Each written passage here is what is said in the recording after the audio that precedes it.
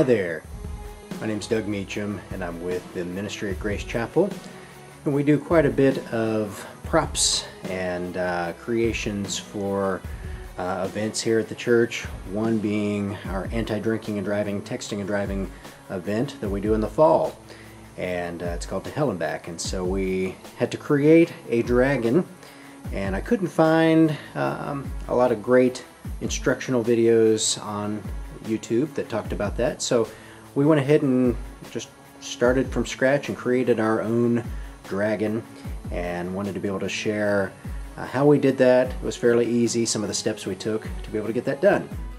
First of all, we decided what size we wanted to do for the dragon. We started off with a sketch of how we wanted it to be shaped, and so we went ahead and we used PVC pipe, 3/4 inch, and we cut it to the size using T's and elbows, 90 degrees, 45 degrees to be able to shape.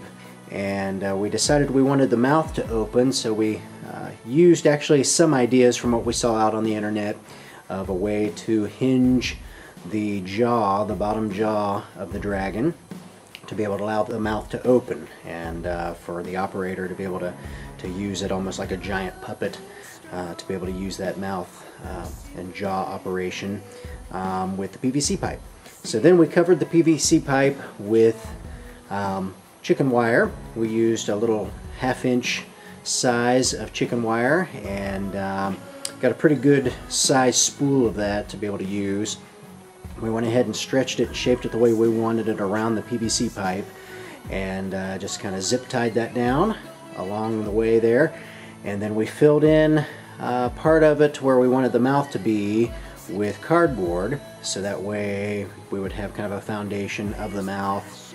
And then within the chicken wire we actually added tin foil, and the reason we used tin foil was it was able to cling to the chicken wire pretty well, and that gave a little bit of support for the next step, which was going to be adding the foam. And so we wanted to make sure to have a base to be able to support that. You could also use newspaper. In fact, we stuffed some newspaper in the bottom jaw just to make sure that it gave a little bit more roundness to the jaw. When it came to adding the foam, we decided to use a Great Stuff foam.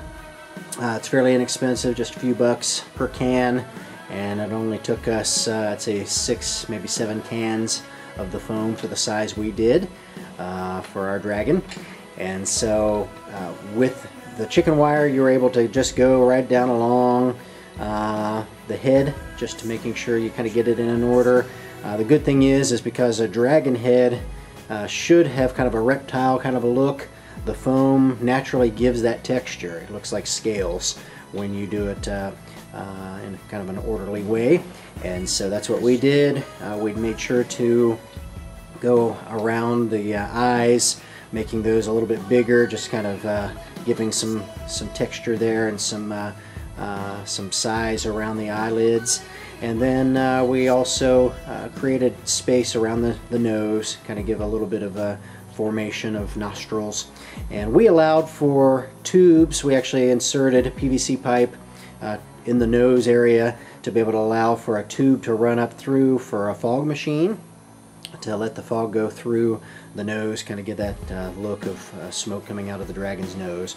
And then for the eyes, we actually created holes and space to put just small light bulbs, and we attached those. We found at one of the local hardware stores it was a kit to be able to build a lamp, and so it gives you the socket and the cord that you plug in with a little switch you can turn it on. And so we just mounted those in the eyes, and made a great effect as far as letting the eyes glow, especially since our event we do is in the dark mostly.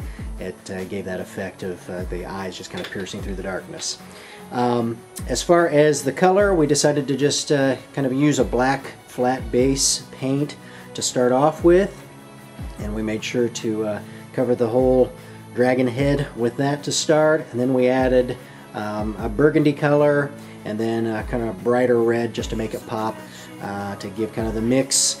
We teased that it looked a little bit like meatloaf at first, but once we got the color scheme the way we wanted it, it looked great.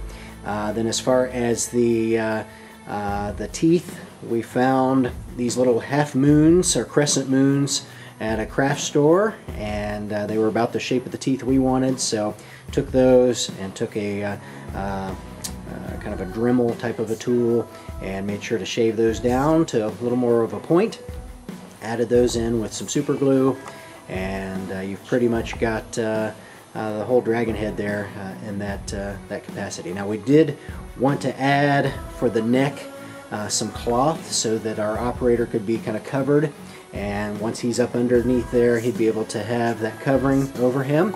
And so at the local fabric store, we found some fabric that looked almost like dragon scales, so it was like a textured fabric that layered down, and so that was neat to be able to find that. That was a good find, and so we added that on and just reinforced it with zip ties and made sure that it was nice and sturdy for the operator not to have to worry about it coming off. To create the horns on the dragon, we actually molded some of the chicken wire into the shape of a horn, and then we covered it with gray duct tape, and then ultimately painted over the top of that just to give it the same kind of look as what the dragon had, the same color. So overall, we're really happy about it. We were looking at purchasing a similar type of dragon head, and it was going to be thousands of dollars.